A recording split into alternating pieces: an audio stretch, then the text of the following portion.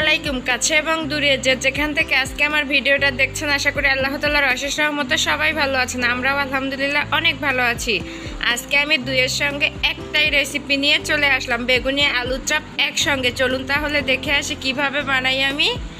এখানে একটা আমি কড়াই নিয়েছি, কড়াইয়ে আমি পর্যাপ্ত পরিমাণ তেল দিয়ে দিচ্ছি। তেলটা হালকা গরম হতে এখানে আমি পেঁয়াজ কুচি দিয়ে দিচ্ছি। পেঁয়াজটা আমি ভালো করে লালচে ব্রাউন করে ভেজে নিব।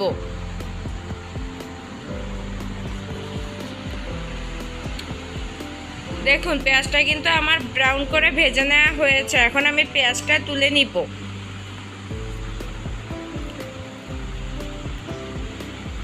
এখানে একটা আলু আমি সিদ্ধ করে আগেই রেখেছিলাম, সিদ্ধ করে ম্যাশ করে নিয়েছি। এখন আমি পেঁয়াজ ব্রেস্তা, কাঁচামরিচ কুচি, লবণ, পরিমাণ মতো হলুদের গুঁড়া আর সামান্য একটু গরম জিরা গুঁড়া দিয়ে একসঙ্গে ভালো করে মেখে নিব। সামান্য একটু সরিষার তেল দিয়ে দিচ্ছি। সরিষার তেলটা দিলে স্বাদটা আরও অনেক আসে, এর জন্য একটু আমি সরিষার তেল ব্যবহার করেছি।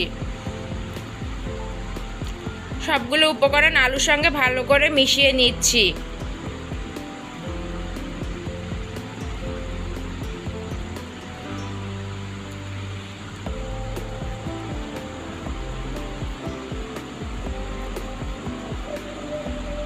দেখুন আমার কিন্তু মেশানো হয়ে গিয়েছে। এখন আমি এক সাইডে রেখে দিচ্ছি।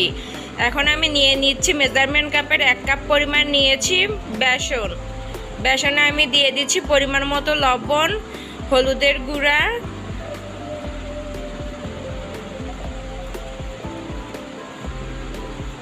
জিরা গুঁড়া,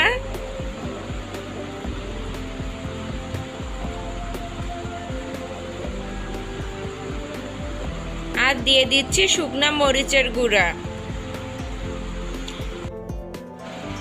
একটু একটু করে পানি দিয়ে আমি বেসনের ব্যাটারটা বানিয়ে নিচ্ছি। একবারে পানি দিতে যাবেন না, নয়তো কিন্তু পাতলা হয়ে যাবে। এজন্য একটু একটু করে পানি দিবেন আর ব্যাটারটা বানিয়ে নেবেন। ব্যাটারের ঘনত্বটা কেমন হবে আমি আপনাদের দেখিয়ে দিব। দেখুন ব্যাটারের ঘনত্বটা কিন্তু এমন হবে। দেখুন এখানে কিন্তু আমি বেগুন লম্বা লম্বা করে কেটে নিয়েছি। এখন আমি আলুর যে পুরটা বানিয়ে রেখেছিলাম, এখন আমি বেগুনের মধ্যে আলুর পুরটা দিয়ে দিব। হাত দিয়ে চেপে চেপে গোল করে নিচ্ছি। এখন আমি বেগুনের মধ্যে দিয়ে একটু গোল করে করে নিচ্ছি। দেখেই বুঝে নিতে হবে আমি কেমন করে নিচ্ছি।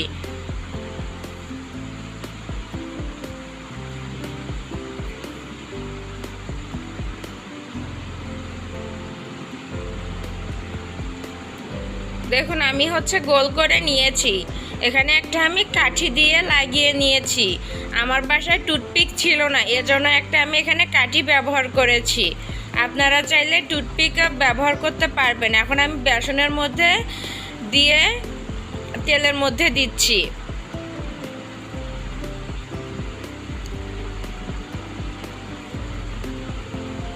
দেখুন আলুর চপ আর বেগুনি একসঙ্গে যদি আমরা বানিয়ে নিতে পারি তাহলে আমাদের কিন্তু অনেকটা সময় বেঁচে যায়। এরকম করে বানালে কিন্তু স্বাদের একটু নড়িনামা হবে না, স্বাদ যেরকম সেরকমই থাকবে।